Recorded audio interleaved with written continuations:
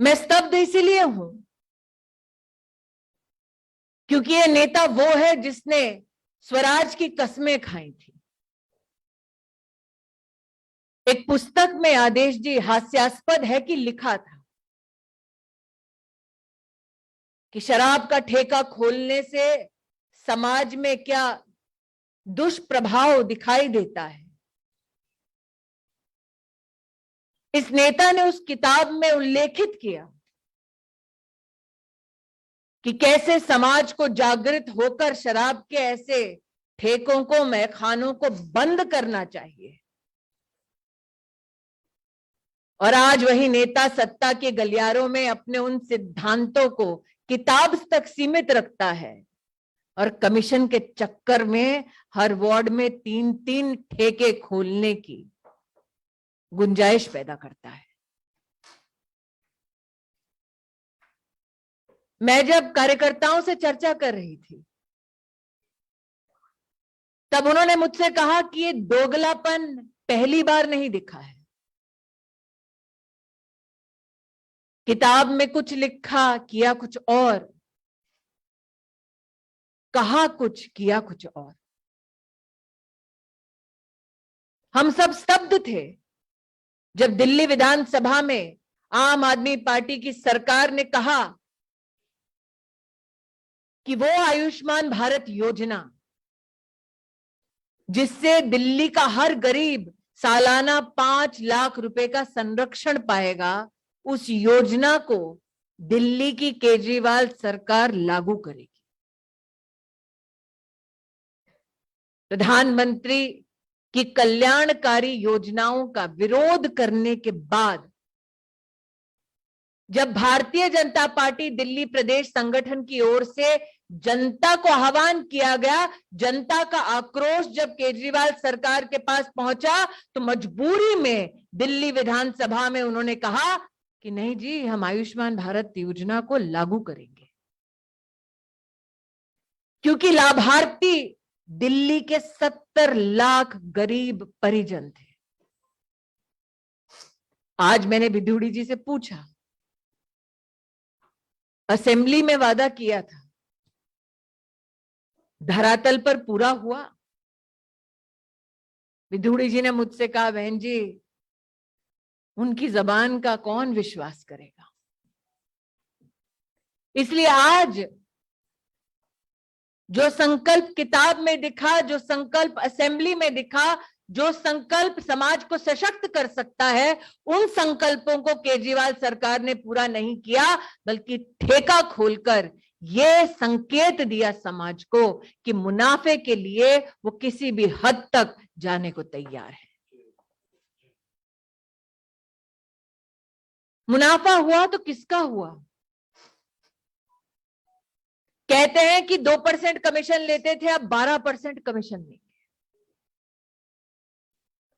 आज दिल्ली के हर सभ्य नागरिक से, सभ्य परिवार से पूछना चाहती हूं, हमारे संस्कार, हमारा इतिहास क्या कहता है? जो पैसा मैखाने से कमाया गया वो क्या कभी पुण्य और विकास के कार्यों में काम आएगा? दिल्ली की तिजोरी, उसमें 2 और 12% तक ही सीमित रह गए केजरीवाल जी। लेकिन उस 12% के कमीशन को कमाने के चक्कर में कितने घर परिवार वो बर्बाद करेंगे, इसका हिसाब दिल्ली को कौन देगा? आज जनता जनार्दन के माध्यम से मैं दिल्ली की आम आदमी पार्टी की सरकार से पूछना चाहती हूं। एक उदाहरण देना चाहती हूं आपको। नजफगढ़ में गौशाला रोड पर 3 स्कूल हैं जिनके पास ठेका खोला गया है। उत्तम नगर में बस टर्मिनल के पास, जहां मेट्रो का भी काम है,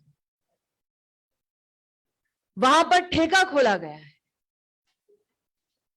महिला दिन भर नौकरी करे, शाम को घर लौटे तो चैन से, इज्जत के साथ अपनी दहलीज के अंदर जा भी नहीं सकती, उसका इंतजाम किया है केजरीवाल की सरकार ने। यहां जितने भाई उपस्थित हैं उनसे पूछना चाहती हूं, आप सोच सकते हैं एक बहन मेट्रो से घर लौट रही हो, ठेके के सामने से मजबूरन उसे गुजरना पड़ता है, शराबियां, वहां जितने लोग उपस्थित होते हैं उनके सामने वो महिला सर झुकाकर इज्जत की अपनी कामना, सुरक्षा की अपनी कामना करते हुए घर को लौटती है। और ये संघर्ष उस महिला का एक दिन का नहीं है, हर दिन का है, और इस संघर्ष के जिम्मेदार स्वयं अरविंद केजरीवाल हैं।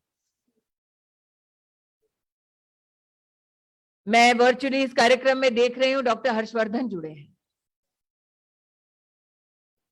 मेरे ध्यान में आया कि चांदनी चौक में एक मंदिर को तोड़ा तो दोबारा बनवाने का पुण्य का काम भारतीय जनता पार्टी के कार्यकर्ताओं ने और संगठन ने किया।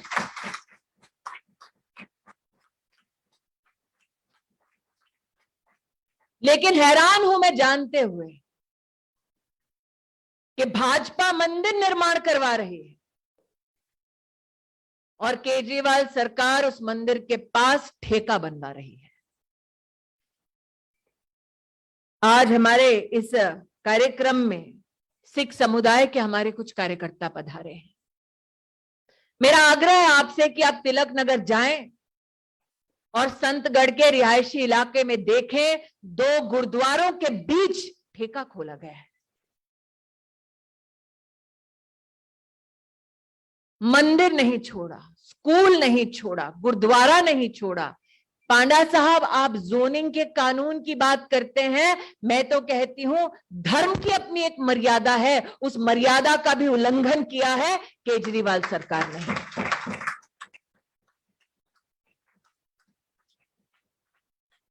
ऐसे कई स्थल हैं। शाहदरा में विकास मार्ग पर स्कूल के पास ठेका खोला गया। ऊर्जा विहार में, मंडावली में हर रोज जनता जनार्दन पुलिस को बुलाती है, वहां माफिया के साथ जनता की मार पिटाई होती है, और इसके जिम्मेदार केवल एक है, अरविंद केजरीवाल। भारतीय जनता पार्टी के संगठन और कार्यकर्ताओं ने समझा, हर वार्ड में 3 ठेकों का खुलना, पिंक बार की भी घोषणा कर डाली। यहां नरेंद्र मोदी कहते हैं महिलाओं की सुरक्षा में हम शौचालय बनाएं, और केजरीवाल कहते हैं आइए शराब में आप 30% डिस्काउंट पाएं। जब आदेश जी ने उल्लेखित किया कि डेडलाइन 10 बजे से बढ़ाकर 3 बजे तक कर दी,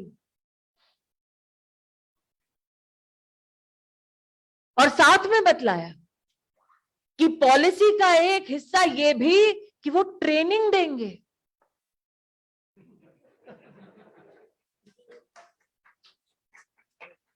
मैंने भिदुड़ी जी से पूछा, नहीं कोई गलती हुई होगी, कोई भी सरकार कभी ये नहीं कहती कि हाँ शराब के ठेके भी खोलेंगे और शराब पी कैसी जाए उसकी ट्रेनिंग भी देंगे। मैं स्तब्ध हूं, और इसलिए आज जनता से कहने आई हूं कि ये जंग मात्र भारतीय जनता पार्टी की नहीं, यह आक्रोश समाज का है जो